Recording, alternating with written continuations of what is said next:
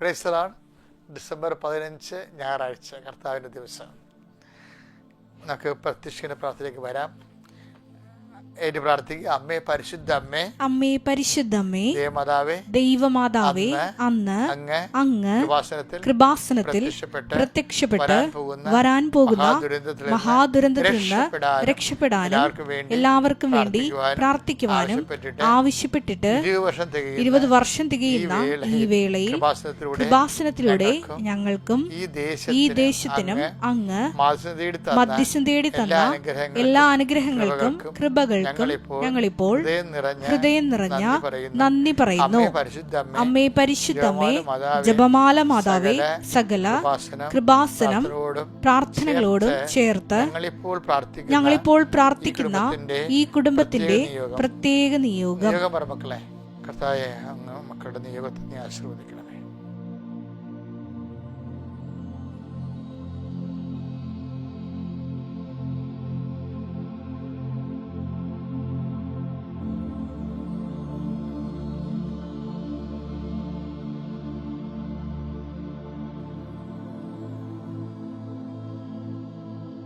അമ്മയുടെ പ്രത്യക്ഷീകരണത്തിന്റെ ഈ ദ്വാദശക വേളയിൽ ഞങ്ങൾക്ക് സാധിച്ചു തരുവാൻ കനിയണമേ. വിശ്വാസ പ്രമാണം. സർവശക്തനായ പിതാവും ആകാശത്തിന്റെയും ഭൂമിയുടെയും സൃഷ്ടാവുമായ ദൈവത്തിൽ ഞാൻ വിശ്വസിക്കുന്നു. അവിടുത്തെ ഏകപുത്രനും ഞങ്ങളുടെ കർത്താവുമായ ഈശോ മിശിഹായിലും ഞാൻ വിശ്വസിക്കുന്നു. ഈ പുത്രൻ പരിശുദ്ധാത്മാവിനാൽ ഗർഭസ്ഥനായി കന്യകാമറിയത്തിൽ നിന്ന് പിറന്ന് പൊന്തിയോസ് പീലാത്തോസിന്റെ കാലത്ത് പീഡകൾ സഹിച്ച് കുരിശിൽ തറയ്ക്കപ്പെട്ട് മരിച്ച് അടക്കപ്പെട്ട് പാതാളങ്ങളിൽ ഇറങ്ങി മരിച്ചവരുടെ ഇടയിൽ നിന്ന് 3-ാം നാൾ ഉയർത്ത് സ്വർഗത്തിലേക്ക് എഴുന്നള്ളി സർവശക്തിയുള്ള പിതാവായ ദൈവത്തിന്റെ വലതുഭാഗത്തിരിക്കുന്നു. അവിടെ നിന്ന് ജീവിക്കുന്നവരെയും മരിച്ചവരെയും വിധിക്കുവാൻ വരുമെന്നും ഞാൻ വിശ്വസിക്കുന്നു. പരിശുദ്ധാത്മാവിലും ഞാൻ വിശ്വസിക്കുന്നു.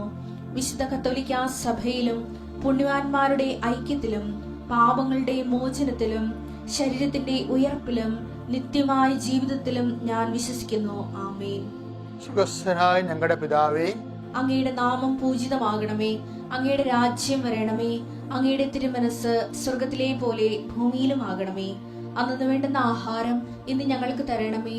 ഞങ്ങളോട് തെറ്റ് ചെയ്യുന്നവരോട് ഞങ്ങൾ ക്ഷമിക്കുന്നത് പോലെ ഞങ്ങളുടെ തെറ്റുകൾ ഞങ്ങളോടും ക്ഷമിക്കണമേ.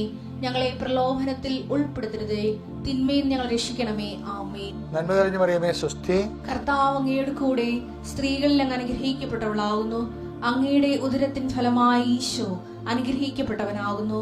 പരിശുദ്ധ മറിയമേ, തമ്പുരാന്റെ അമ്മേ, പാപികളായ ഞങ്ങൾക്ക് വേണ്ടി ഇപ്പോഴും ഞങ്ങളുടെ മരണസമയത്തും തമ്പുരാനോട് അപേക്ഷിക്കണമേ. ആമേൻ. ഒരുമിച്ച് പ്രാർത്ഥിക്കാൻ. കർത്താവിന്റെ ഉന്നതമായ നാമത്തിൽ സ്വസ്ഥം ചെയ്യുന്ന അനുദിന അനുഗ്രഹ പ്രാർത്ഥനയിൽ പങ്കെടുക്കുന്ന എല്ലാ മക്കളെയും, എല്ലാ രാജ്യങ്ങളിലും സംസ്ഥാനങ്ങളിലുള്ള മക്കളെ നീ ആശീർവദിക്കണമേ. കർത്താവ് എത്രയോ ഭക്തിയോടുകൂടിയാണ് കർത്താവിൻ്റെ മക്കളെ ഈ പ്രാർത്ഥനയിൽ പങ്കെടുക്കുന്നത്. അവർ ഒരു മനുഷ്യനെ പോലും കർത്താവ് കൈവിട്ടുകളെ ഇടയാക്കരുത്. ഈ പ്രാർത്ഥന കൊണ്ട് തന്നെ കർത്താവ് ദൈവാനുഭവം പ്രാപിച്ച് സാക്ഷ്യം പറയാൻ ഇടയാക്കണമേ. പ്രത്യേകിച്ച് കർത്താവ് ഉടമ്പടി എടുത്തതിൻ്റെ സാക്ഷ്യമായിട്ടും ഉടമ്പടി എടുക്കാത്തവർ കർത്താവ് ഈ അനുദിന അനുഗ്രഹ പ്രാർത്ഥനയുടെ സാക്ഷ്യങ്ങൾ കർത്താവ് കൃപാസനത്തിൽ വന്ന് പറയാൻ ഇടയാക്കണം പ്രാർത്ഥിക്കുന്നു. കർത്താവിൻ്റെ വലിയ ശക്തി കർത്താവെ, അവരുടെ ഉടമ്പടിയിൽ എടുക്കുന്ന ഈ പ്രാർത്ഥനയിൽ കർത്താവ് അവർ തന്നെ അവിടെ ദൈവാനുഭവങ്ങൾ കർത്താവ് വീഡിയോ ചെയ്ത് കർത്താവ് അയച്ചു തരാൻ ആഗ്രഹിക്കുന്നവരെ സമർപ്പിച്ചുകൊണ്ട് പ്രാർത്ഥിക്കുന്നു. ദൈവത്തിൻ്റെ വലിയ ചൈതന്യം നിങ്ങളിലേക്ക് ആവശ്യിക്കട്ടെ. അമ്മേ, പരിശുദ്ധമേ, ദേവമാതാവേ, കർത്താവിൻ്റെ സാന്നിധ്യത്തിൽ നിന്നെപ്പോലെ ജീവിക്കുവാൻ ഞങ്ങൾക്ക് കിട്ടിയിരിക്കുന്ന ഈ അവസരത്തെ ഓർത്തുകൊണ്ട് നന്ദി പറയുന്നു. കർത്താവെ, ഈശോ നിന്റെ വിശുദ്ധ പൗരോഹിത്യത്തെ മഹത്വപ്പെടുത്തണമേ. കർത്താവെ, സഭയിലുള്ള സാന്നിധ്യം പ്രകടമാക്കണമേ. കർത്താവ്, ഊരയില്ലാത്തവരെ, വീടില്ലാത്തവരെ, കർത്താവ് എന്തെല്ലാം തരത്തിൽ കർത്താവ് ജീവിത പങ്കാളി ഇന്നുവരെ കിട്ടാത്തവര്, 40 വയസ്സായിട്ട് ജീവിത പങ്കാളി കിട്ടാത്തവര്, അവർ സമൂഹത്തിൽ സങ്കടപ്പെട്ട് ജീവിക്കുന്നവരുണ്ട്. അവരെ നീ ഇപ്പോൾ സ്പർശിക്കാൻ പ്രാർത്ഥിക്കുന്നത്. ഈ പ്രാർത്ഥന കഴിയുമ്പോഴത്തെ കർത്താവ് ഇന്നേക്ക് 41-ാം ദിവസം കർത്താവ് അവർക്ക് ജീവിത പങ്കാളി കിട്ടാൻ വേണ്ടി പരിശുദ്ധ ദേവമാതാവിനെ ഞാൻ അവരെ ഏൽപ്പിച്ചുകൊണ്ട് പ്രാർത്ഥിക്കുന്നത്. കർത്താവ് എപ്പോഴും വാടകയ്ക്ക് 10-20 കൊല്ലമായിട്ട് വാടക കൊടുത്ത് കർത്താവ് ഓരോ ദിവസവും എൻ്റെ അപ്പൻ എന്നെ ഓരോ സമയത്തും ഓരോ ബസ് സ്റ്റോപ്പിൽ വന്ന് ആ കുട്ടി കൊണ്ടുപോകണ പെൺകുഞ്ഞ് പറഞ്ഞപ്പോൾ ഞങ്ങളുടെ മനസ്സ് തകർന്നു വെച്ചു. പക്ഷെ അവരെ നീ അനുഗ്രഹിച്ചു, അവർക്ക് ജോലി കൊടുത്തു, അവർക്ക് വീട് കൊടുത്തു. അതുപോലെ കർത്താവ് ഈ ഭൂമിയിൽ ജീവിക്കാൻ ആഗ്രഹിക്കുന്ന നീ അനുവദിക്കുന്നിടത്തോളം കാലം കർത്താവെ നിന്റെ നാമത്തെ മഹത്വപ്പെടുത്തിക്കൊണ്ട് നിന്റെ മക്കളെന്ന മാന്യതയിൽ ജീവിക്കാൻ അങ്ങനെ മക്കളെ നീ ആശീർവദിക്കണം ഈശോയും. കെട്ടുകാരിയൊക്കെ പൊട്ടിച്ചെറിഞ്ഞൊരു വൈരാഗ്യത്തോടെ ജീവിക്കുന്നവരും വിഷം തന്നവരുണ്ട് ഈശോയെ.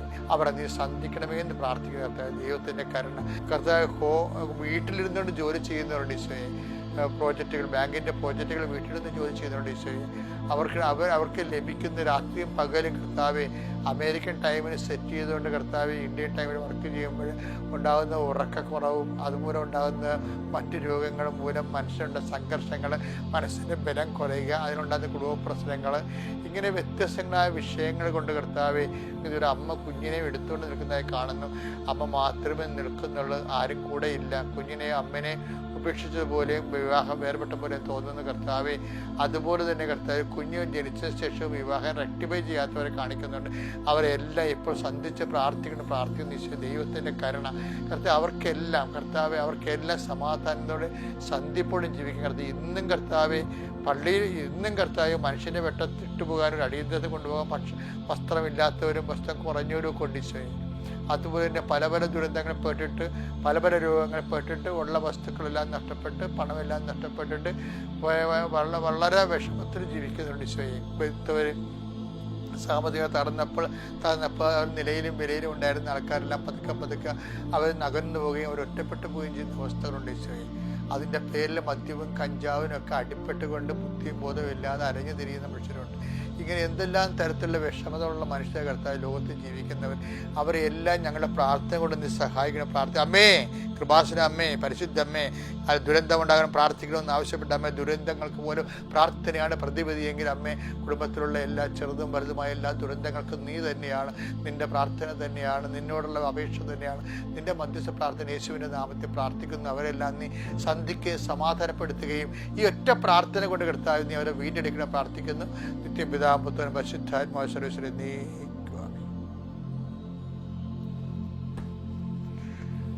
എൻ്റെ പ്രിയപ്പെട്ട നമ്മൾ ഇന്ന് വായിക്കുന്നത് മത്തായിയുടെ സുവിശേഷം 8:12 രാജ്യത്തിന്റെ മക്കളാകട്ടെ പുറത്തുള്ള അന്ധകാരത്തിലേക്ക് എറിയപ്പെടും, അവിടെ വിലാപവും പല്ലുകടിയുമായിരിക്കും. അപ്പൊ നിങ്ങളൊക്കെ രാവിലെ എഴുന്നേറ്റിട്ട് അച്ഛൻ ഞങ്ങൾക്ക് പുറത്തേക്ക് വലിച്ചെറിയെന്ന് പറഞ്ഞാൽ എന്താണ്? നെഗറ്റീവ് വചനം അല്ല. ഇന്ന് ഞാനേ കുർബാന സ്വീകരിച്ചുകൊണ്ടിരുന്ന സമയത്ത് കർത്താവ് പറഞ്ഞു ഒന്ന് തുറന്ന് നോക്കാൻ പറഞ്ഞു. അപ്പം ഞാൻ നോട്ടായിട്ട് ബൈബിളെടുത്ത് ഇങ്ങനെ ഒളിക്കണ്ടിട്ട് നോക്കി. കുർബാനയിലിരിക്കുകയല്ലേ, പ്രാർത്ഥിച്ച കുർബാന ചൊല്ലിക്കൊണ്ടിരിക്കുകയല്ലേ. കുർബാന ചൊല്ലിയത് അലക്ഷ്യത്തിനായിരുന്നു. ഞാൻ സൈഡിൽ ഇന്ന് കുർബാന കൂടുകയായിരുന്നു. അപ്പോഴാണ് കുർബാന സ്വീകരിച്ചപ്പോൾ കർത്താവ് പറഞ്ഞത് ഇനി ബൈബിളെടുത്ത് വായിക്കാൻ പറഞ്ഞു.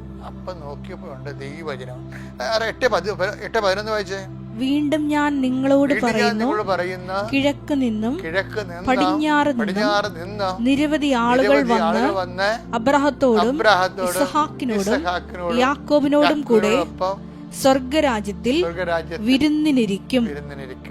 അടുത്ത വചനം എന്താണ്? രാജ്യത്തിന്റെ മക്കളാകട്ടെ പുറത്തുള്ള അന്ധകാരത്തിലേക്ക് എറിയപ്പെടും. അപ്പൊ ഇതാണ് അതിന്റെ സിറ്റുവേഷൻസ്.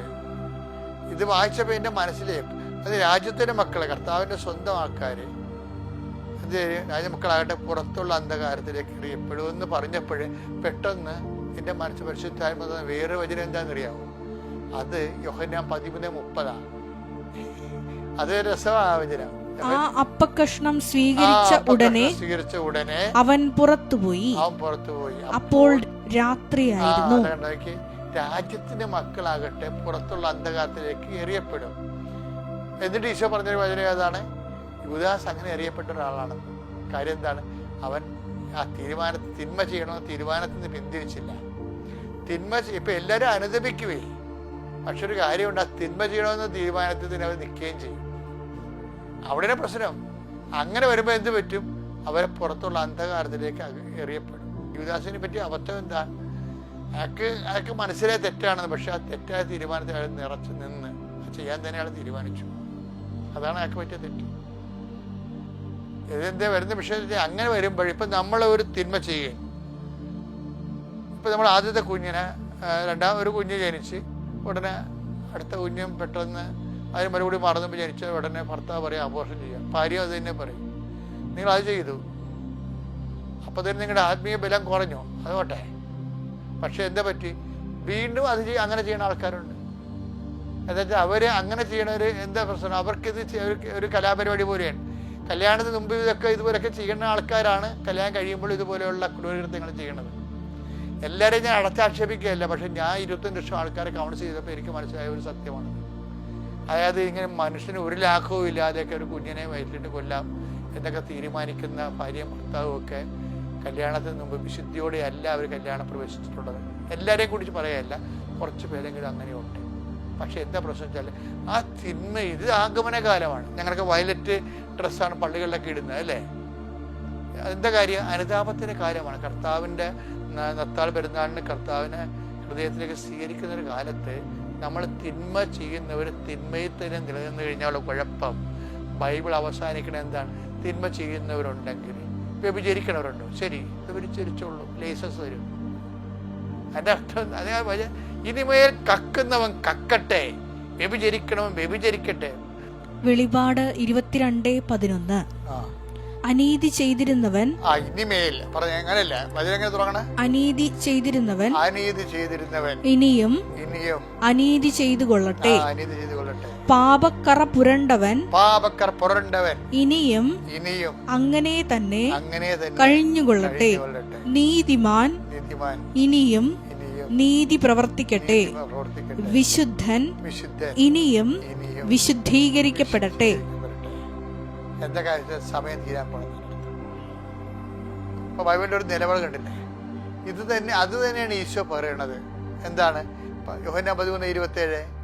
അപ്പക്കഷ്ണം സ്വീകരിച്ചതിനെ തുടർന്ന് സാത്താൻ അവനിൽ പ്രവേശിച്ചു. യേശു അവനോട് പറഞ്ഞു, നീ ചെയ്യാനിരിക്കുന്നത് വേഗം ചെയ്യുക. അപ്പൊ ചെയ്യാനിരിക്കുന്നത് വേഗം ചെയ്യാൻ, അതായത് യൂദാസ് ആ പാപകരമായ തീരുമാനത്തിൽ നിന്ന് പിന്തിരിയാൻ തയ്യാറല്ല. നീ ബിസിനസ് കൊള്ളലാഭം ഉണ്ടാക്കുന്നവനാണ്, നീ കുമ്പസാരിക്കുകയും കുർബാന സ്വീകരിക്കുകയും ചെയ്യും. പക്ഷെ കൊള്ളലാഭത്തിൽ നിന്ന് ആ പരിപാടിയിൽ നിന്ന് നീ മാറാൻ തയ്യാറല്ല. എന്ന് വെച്ചാൽ ദൈവം പിന്നെ എന്താ ചെയ്യണത്? ഇനിമേൽ അനീതി പ്രവർത്തിക്കുന്നത് ചെയ്തുകൊള്ളട്ടെ. കണ്ടാ, നീ ചെയ്യാനിരിക്കുന്നത് വേഗം ചെയ്യുക. ഇതെല്ലാം ഒരുമിച്ചാ പോണത്. അതായത് ദൈവം, നീ ഒരിക്കലും ദൈവത്തിൻ്റെ വചനങ്ങളിൽ ആ തിന്മകളിൽ നിന്ന് മാറാൻ നീ തയ്യാറല്ലെങ്കിൽ ദൈവം അത് പറയും, നീ ചെയ്യാനുള്ള ചെയ്യാൻ പറയും, നീ ചെയ്യാനിരിക്കുന്നത് വേഗം ചെയ്യാൻ പറയും. അപ്പം എന്താ എൻ്റെ അർത്ഥം? എന്താ? ദൈവം ഒരു പാപം തന്നെ ഇപ്പം ശരി പറയത്തില്ലേ, ഞങ്ങളിങ്ങനെയൊക്കെ ജീവിച്ചു, ഞങ്ങളുടെ ആർക്കണ്ട ഒരു രുചിക്കും ചെയ്തില്ലല്ല. ചുമ്മാ ബൈബിളൊക്കെ ഇങ്ങനെ വെറുതെ പറയണതാണ്. അതൊക്കെ മനുഷ്യനെ പേടിപ്പിക്കാൻ വേണ്ടി പറയണതാണ്. കാര്യമൊന്നുമില്ല. എങ്ങനെ എന്തും ജീവിക്കാം, എന്ത് പോക്കരുത്തരം കാണിക്കാം, എന്ത് കൊലപാതകം കാണിക്കാം, എന്ത് അപോഷണം കാണിക്കാം, എത്ര വേണമെങ്കിലും ആൾക്കാരെ സ്നേഹിക്കുക ഉപേക്ഷിക്കുക ചെയ്യാം. അതുപോലെ എല്ലാം മൃഗതുല്യമായിട്ട് ജീവിക്കാം, ആരും ചോദിക്കാനില്ല. അപ്പം അത് ഞങ്ങൾക്കൊന്നും സംഭവിച്ചില്ലല്ലോ, ഞങ്ങളുടെ ബിസിനസ് വളർന്നല്ലോ, അപ്പം ഇതിനകത്ത് കഥയില്ല. അപ്പം ഞങ്ങളിങ്ങനെ ഈ വിശുദ്ധിയിൽ ജീവിച്ചാൽ മാത്രമേ അനുഗ്രഹിക്കത്തുള്ളൂ. അങ്ങനെ ആരും പറഞ്ഞിട്ടൊന്നുമില്ല, ഇവർ തന്നെ പറഞ്ഞാണ്. പക്ഷേ എപ്പോഴും നമുക്കൊരു കാര്യമുള്ളത്, നമ്മളെ തിന്മയത്തിന് ഉറച്ചു നിന്നാലും ദൈവം എന്ത് പറയും? നീ ചെയ്യാനുള്ള വേഗം ചെയ്യുക. അതേസമയം തന്നെ പിന്നെ ഇപ്പം യുവദാസനോട് പറഞ്ഞതാണ്, പിന്നെ എന്താണ് ചെയ്തത്? അനീതി പ്രവർത്തിക്കണം ചെയ്യട്ടെ, തിന്മ പ്രവർത്തിക്കണം ചെയ്തു കൊള്ളട്ടെ എന്ന് വെച്ച് കഴിഞ്ഞാൽ ദൈവം നിന്നെ കൈവിട്ട ലക്ഷണമാണ്. ചെയ്ത തിന്മ തന്നെ ആവർത്തിച്ച് ചെയ്താലും നിനക്ക് മനസ്സാക്ഷി ഇല്ലാത്തൊരവസ്ഥ വന്നു കഴിഞ്ഞാൽ അർത്ഥം ദൈവം നിന്നെ കൈവിട്ടു. ഇഷ്ടമുള്ള ചെയ്തുകൊള്ളാം, ചെയ്യാതിരിക്കണ വേഗം ചെയ്തുകൊള്ളാം. അത് അപകടമാണ്. നിങ്ങൾ ഡേഞ്ചർ സോണിലാണെങ്കിൽ ഈ ആഗമന കാലത്ത് നിങ്ങളുടെ പഴയകാല പുണ്യങ്ങളുടെയൊക്കെ അടിസ്ഥാനത്തിൽ തിരിച്ചു വന്ന് തീരുമാനമെടുത്തുകൊണ്ട് വിശുദ്ധിയോടെ ജീവിക്കാൻ, ക്രിസ്മസിനൊരുക്കാൻ കർത്താവ് നിങ്ങളെ സഹായിക്കട്ടെ. പ്രൈസ്